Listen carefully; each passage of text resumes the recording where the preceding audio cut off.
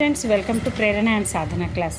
ఈరోజు మనం జైన బౌద్ధ మతాల గురించి కొద్దిపాటి మిగిలిపోయింది కదా, దాని గురించి ఒకసారి తెలుసుకుందాం. మరి బౌద్ధ జైన మతాలు వాటి ఆదర్శాలు సిద్ధాంతంలో చాలా వరకు పోలికలు ఉన్నప్పటికీ వాటి మధ్య కొన్ని భేదాలు లేకపోలేదు.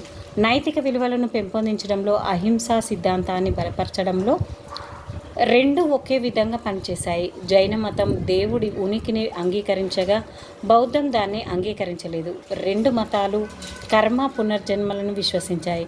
అయితే ఆత్మ రూపాంతరం చెందడం వల్ల పునర్జన్మ ఏర్పడుతుందనే విషయాన్ని బౌద్ధ మతం అంగీకరించలేదు. ఈ రెండు మత విశ్వాసాలు వేరైనప్పటికీ వాటి లక్ష్యం ఒక్కటనే విషయాన్ని గమనించాలి. బౌద్ధ మత పవిత్ర గ్రంథాలు త్రిపీఠకాలు, సుత్తపీఠకం, వినయపీఠకం, అభిధమ్మ పీఠకం. బుద్ధుని జీవితంలో 5 ముఖ్య సంఘటనలు, వాటి గుర్తులు.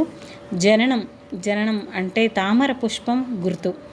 జననం అది వాటర్లోంచి ఇట్లా మురిగి నీటిలోంచి పైనకు వస్తుంది, అదే జననంగా భావించి తామర పుష్పం. మహాభినిష్క్రమణం బయటకు వెళ్ళాలంటే గుర్రం పైన వెళ్ళేవాళ్ళు కాబట్టి గుర్రం గుర్తు. సంబోధి బోధన ఎక్కడ జరిగింది? బోధి వృక్షం కింద. ధర్మచక్ర పరివర్తన చక్రమే ఉంది, చక్రం గుర్తు. మహాపరినిర్యాణం స్తూపం గుర్తు. దీనికి స్తూపం గుర్తు. ఈ విధంగా గుర్తుపెట్టుకోండి ఫ్రెండ్స్. నెక్స్ట్, మరి బౌద్ధ సంగీతులు ఎక్కడ జరిగాయి, ఎవరు చేశారు, వాటి ప్రాముఖ్యత ఏంటో చాలా ఇంపార్టెంట్ ఫ్రెండ్స్. ఖచ్చితంగా ఇక్కడ నుంచి మనకు బిట్స్ రావడం జరుగుతుంది. మరి 4 బౌద్ధ సంగీతులు జరిగాయి.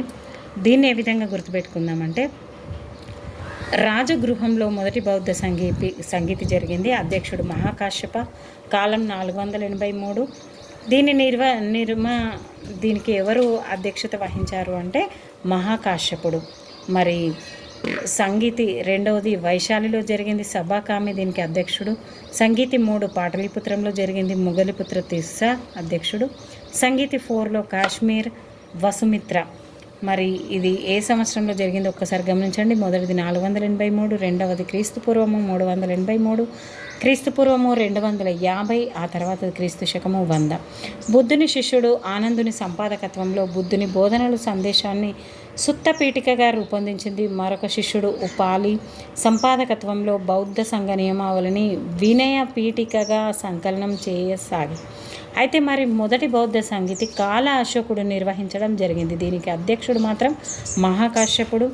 కాల అశోకుడు ఇక్కడ తీసుకోండి ఫ్రెండ్స్. కాల అశోకుడి కాలంలో రాజులు ఎవరు ఉండేవాళ్ళంటే కాల అశోకుడు.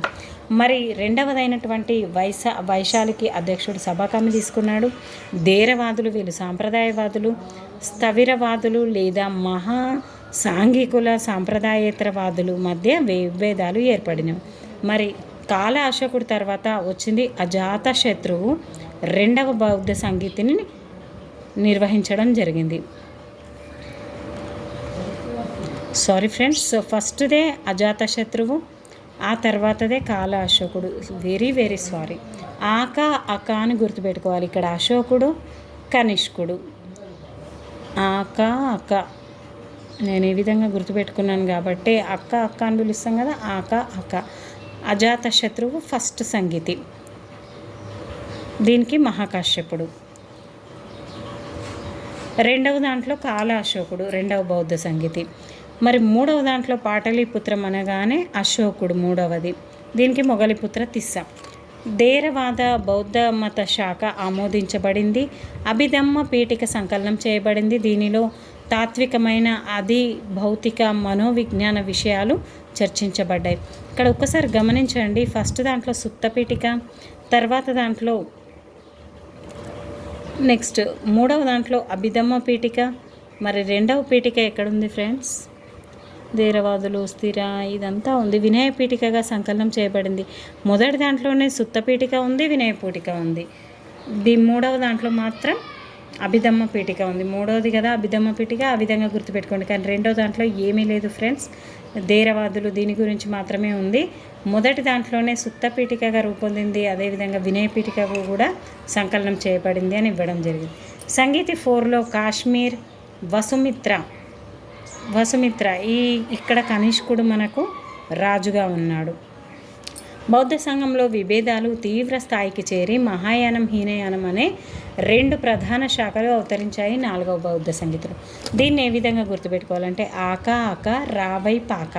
రావైపాక అంటే రాజగృహం, వైశాలి, పాటలీపుత్రం, కాశ్మీర్. ఆక అంటే అజాతశత్రువు, అశోకుడు, కనిష్కుడు. అజాతశత్రువు, అశోకుడు, కనిష్కుడు. ఈ విధంగా వరుస క్రమంలో గుర్తుపెట్టుకోండి. ఆక రావైపాక. ఓకే ఫ్రెండ్స్, జస్ట్ మీకు అర్థం కావడానికే నేను ఈ క్లూస్ ఇవ్వడం జరిగింది. మీకు ఏ విధంగా గుర్తుంటుందో ఆ విధంగా గుర్తుపెట్టుకోండి friends. Thank you everyone. Please keep smile, like, share, subscribe my channel. Thank you everyone.